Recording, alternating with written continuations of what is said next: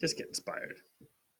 Today we're talking about parametric equations for BC calculus. So, first off, it's nice to work with vectors, and using your calculator, you can do that quite nicely. So, magic button, as I like to call it, or the math template next to the 9. Boop, boop. There it is, vectors. So sometimes you're given a position vector, sometimes you're given a velocity vector. Let's just assume you're given a position vector. If you're given a velocity vector, you just use that and you're good to go. But if you're not, you can find the velocity vector really easily. We're going to go over that right now. So let's say your x of t is like t squared.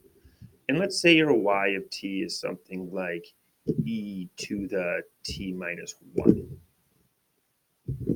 Okay.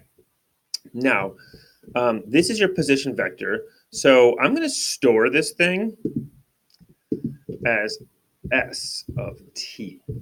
All right. And once I store it, so I can either store it this way, or I could have defined it as s of t equals this thing. But if I type in s of t, there it is. If I want to position it like 1, there it is.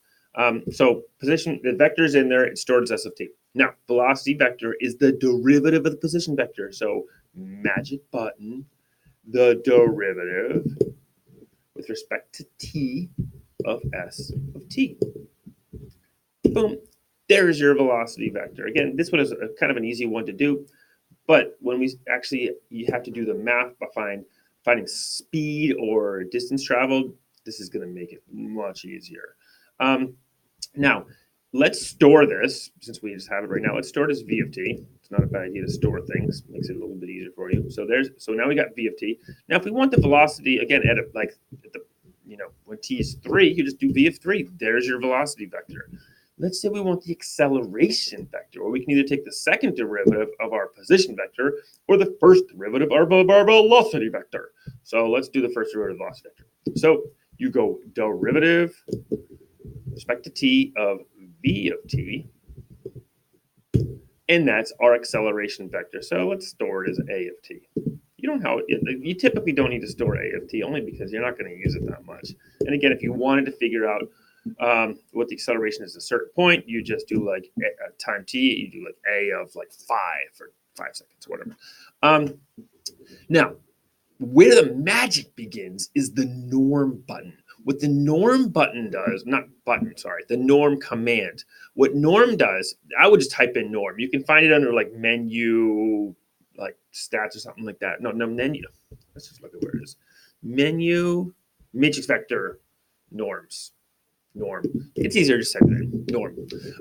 If you do the norm, though, it gives you the magnitude, the square root of your first component squared plus your second component squared, which is great because that's speed for the velocity vector. So if we want the speed, we just do the norm of v of t, and there it is. It saves us so much time. And if you want that at a certain point, because you typically do, let's say we want the speed at when t equals 2, you just do such that t equals 2. Or since we're not taking a derivative, we could have just done the norm of v of 2. That would work as well. There's our value. If we want it in decimal form, you hit Control Enter. There it is as a decimal. Now, total distance traveled. That is the integral of your speed equation. So again, instead of writing the square root or the integral of the square root of x prime squared plus y prime squared, a lot of stuff to write there. It's so much easier to just go integral. Nope, not that integral. We want a definite integral. Let's say we're going from like 0 to 5. And then you just do your norm of b of t, dt. And I'm going to hit Control Enter so I get a decimal value. And there it is. That's how you find your total distance traveled, or also called your arc length, because it's a motion on a plane. Hope you had fun. Time to go play some spike ball. See ya.